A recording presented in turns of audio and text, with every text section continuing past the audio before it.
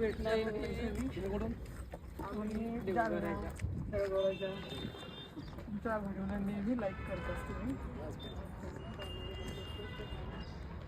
वाटलंही नव्हतं आम्हाला आलं तर भेटलं. बरं तुम्ही आज इथं आलात, मला इतिहास सांगा बरं थोडंसं.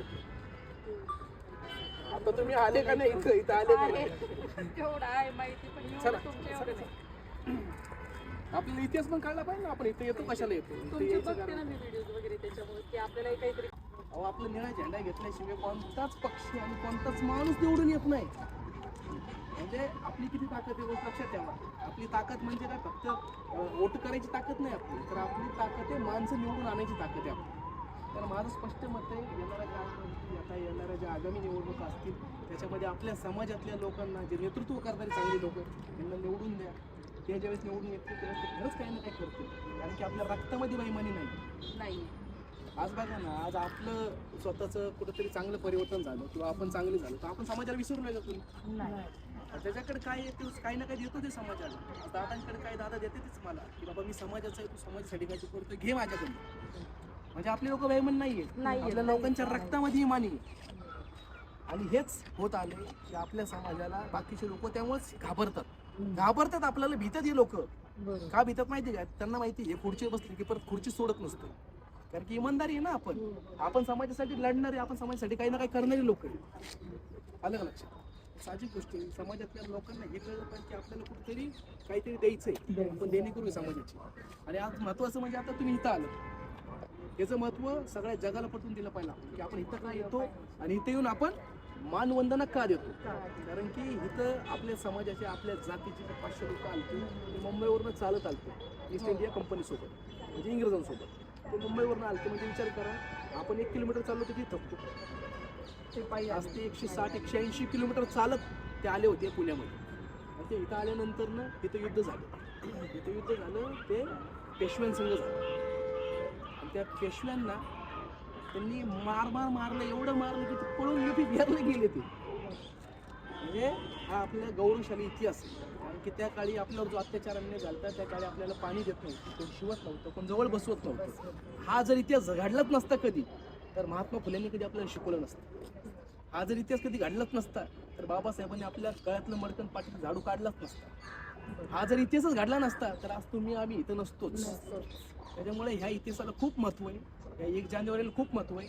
आपल्या आयुष्यातला एक धागा म्हणजे हा 1 जानेवारीचा. आणि हा आपल्या समाजातल्या लहान लहान मुलांना, तरुण पिढीला सांगणं हे काळाची गरज आहे.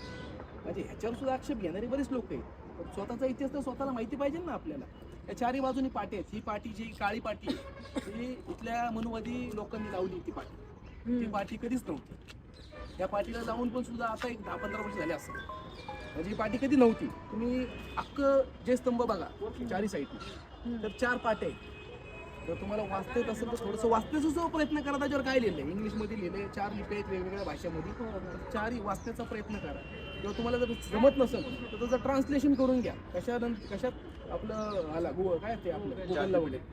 कारण की ह्याची माहिती असणं आपल्याला इम्पॉर्टंट आहे. आपण फक्त येतो आणि येऊन जातो हे महत्वाचं नाही. गोष्ट लक्षात ठेवा.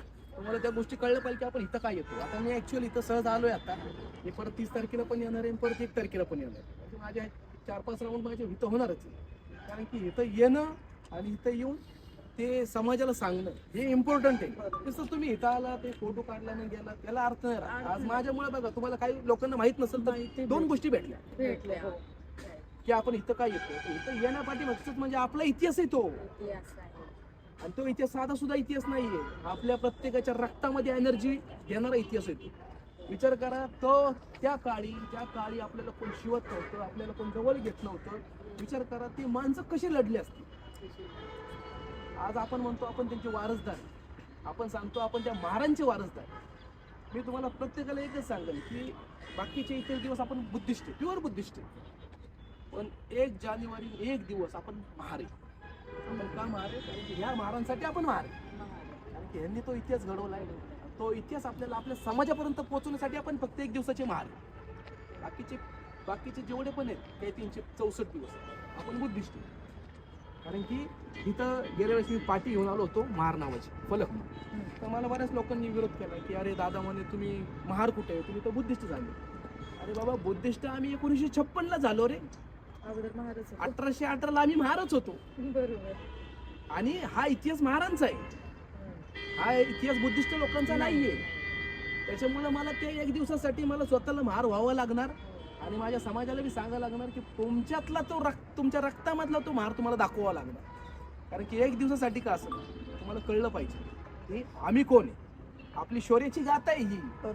आमच्या एका माणसाने तुम्हाला पळू पळू हाणलंय म्हणजे काय विचार करण्यासारखी गोष्ट आहे. त्या काळी तुमचं नाव घ्यायची स्वप्नाची ताकद नव्हती, तर आम्ही तुम्हाला मारलंयच. आजही तुम्हाला जर कोण भिडत असेल लढत असेल ते आम्हीच आहे. आजही बुद्धिस्ट महार म्हणून घेणारच माणूस तुम्हाला भेटतो, बाकी तुम्हाला कोणीच भिडू शकत नाही. आणि हेच पुण्याचं काम आम्ही करतो आणि याच कामासाठी मला तुमच्या सगळ्यांची ताकद पाहिजे. खरंच आहोत आम्ही तुमच्या सोबत आहोत नेहमी सर. जय भीम सर. धन्यवाद. फोटो घे ना.